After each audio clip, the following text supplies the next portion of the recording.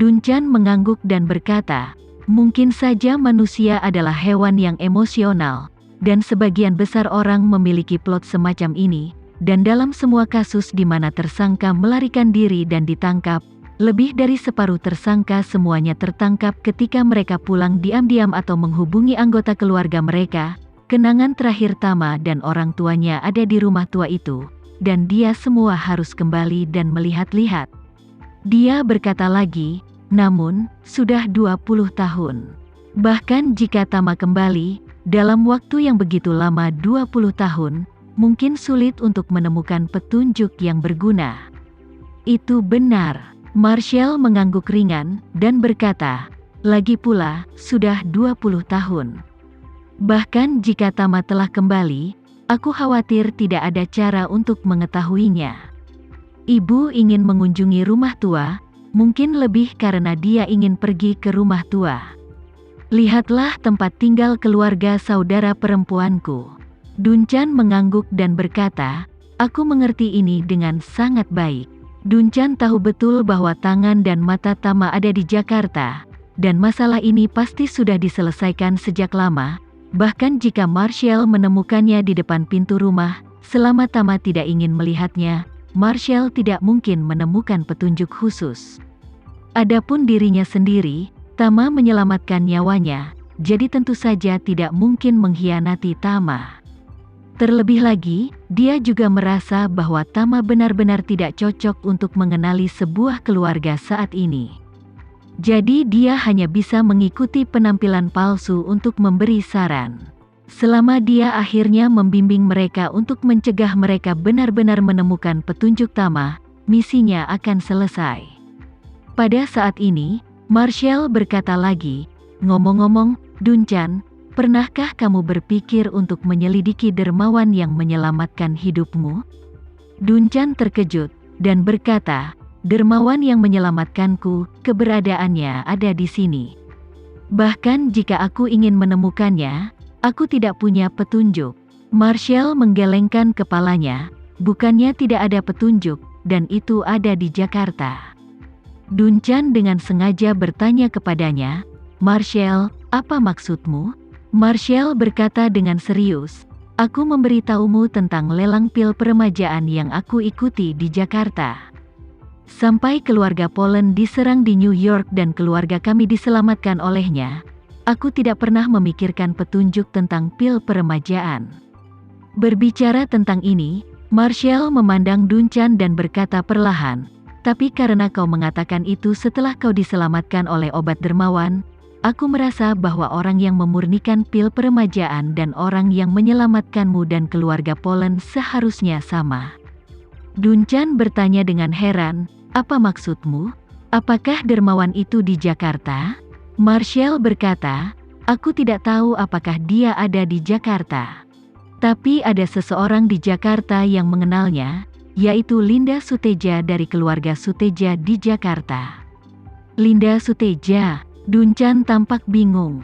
Marshall menjelaskan, keluarga Suteja adalah salah satu penyelenggara lelang pil peremajaan hari itu, dan Linda adalah pemilik keluarga Suteja. Pada saat yang sama, dia juga juru lelang. Petunjuk ini bersatu, bagaimana mungkin dia tidak mengenal dermawannya, jika dia bukan hantu? Hati Dunchan bergetar, dan dia berkata dengan ragu di wajahnya, Marshall, dermawan itu memiliki kekuatan besar. Karena dia tidak ingin menemui kita dengan wajah aslinya, kenapa kita menyelidikinya seperti ini? Apakah itu cocok? Tidak cocok. Marshall mengangguk tanpa berpikir, tetapi kemudian berkata dengan tegas, Dunchan, saudara perempuanku, dan saudara iparku terbunuh di Jakarta, dan keponakanku juga tersesat di Jakarta. Dan sekarang, petunjuk dermawan juga terhubung ke Jakarta. Aku selalu merasa mungkin ada semacam hubungan di sini. Dunchan bertanya dengan ragu-ragu dengan cepat, oh, tidakkah menurutmu dermawan yang kita bicarakan adalah keponakanmu yang besar, bukan? Marshall melambaikan tangannya, itu tidak mungkin. Aku berpikir, mungkinkah dia kebetulan menyelamatkannya? Dunchan terbatuk 2 kali, dan berkata, Kamu, jangan dipikir-pikir, kamu tidak menemukan asumsi ini sangat dekat dengan plot seni bela diri. Selain itu, dermawan bukan dari keluargamu. Mengapa mereka menyelamatkan keponakanmu di Jakarta 20 tahun yang lalu, dan terbang ke Amerika Serikat untuk menyelamatkan keluargamu dan aku setelah 20 tahun?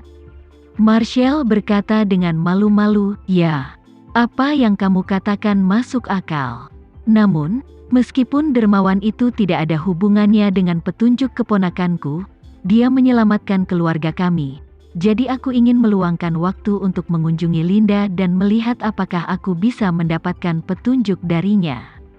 Bahkan jika dia tutup mulut kepada kita, dia pasti bisa membantuku menyampaikan beberapa kata kepada dermawan."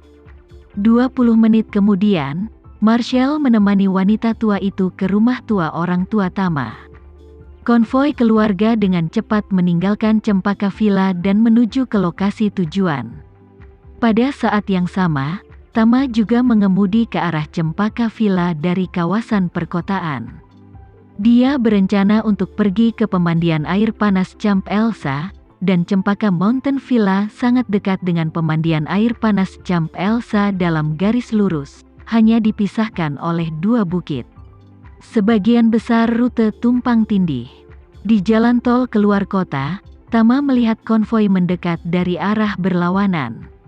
Sebelum berangkat, Dunchan mengirimkan pesan bahwa neneknya akan mengunjungi rumah tua orang tuanya hari ini.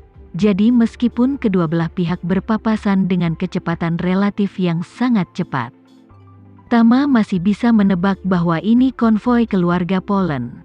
Namun, pikirannya tidak terlalu terlibat. Dia sudah menjelaskan kepada mereka yang harus dipertanggungjawabkan.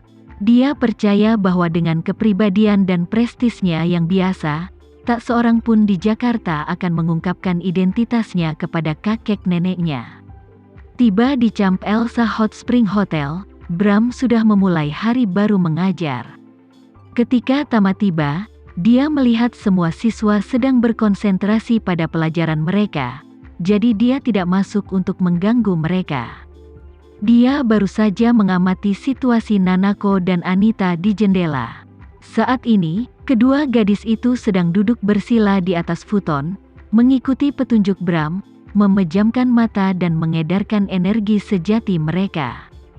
Tama terkejut saat mengetahui bahwa tubuh Nanako telah menunjukkan tanda-tanda sirkulasi Ki yang sebenarnya. Sepertinya hanya dalam beberapa hari, dia sudah menguasai misteri observasi internal, dan kunci transformasi energi sejati dalam tubuh, dan dia telah menyelesaikan tahap awal seni bela diri, yang sangat mengesankan Tama. Adapun Anita di sebelahnya, Tama juga bisa merasakan saat ini bahwa beberapa energi yang mirip dengan Ki sejati dihasilkan sesekali di tubuhnya, tapi dia masih belum bisa benar-benar menyadari operasi penuh Ki sejati di tubuhnya.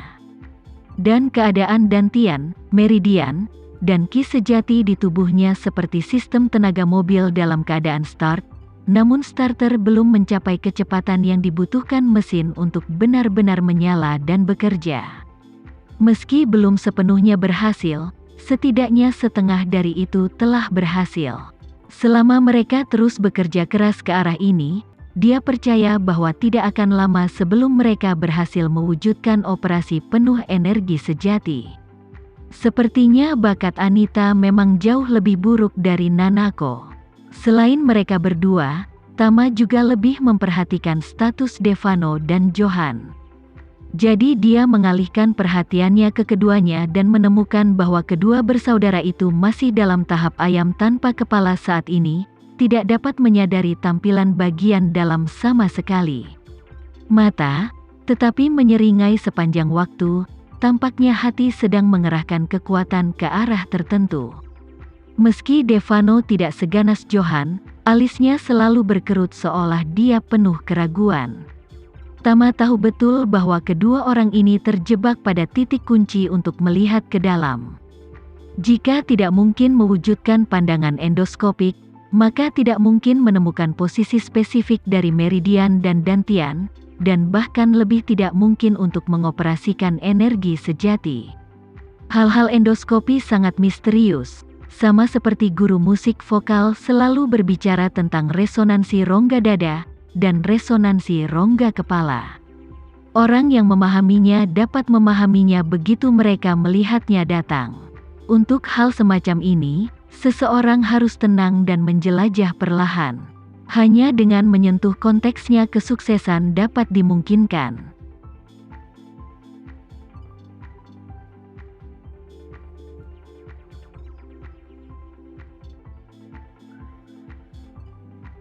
Sekian dulu ya video kali ini, kita lanjutkan lagi videonya di lain waktu. Oh iya, bagaimana menurut kalian? Semoga bisa sedikit menghibur kalian semua. Untuk teman-teman yang baru nonton jangan lupa subscribe ya hehehe. Dan kalau teman-teman ada yang ingin gabung langganan bisa langsung gabung saja untuk dapat fitur yang menarik dan sedikit membantu Mimin. Terima kasih banyak sudah menonton, sampai jumpa lagi, bye.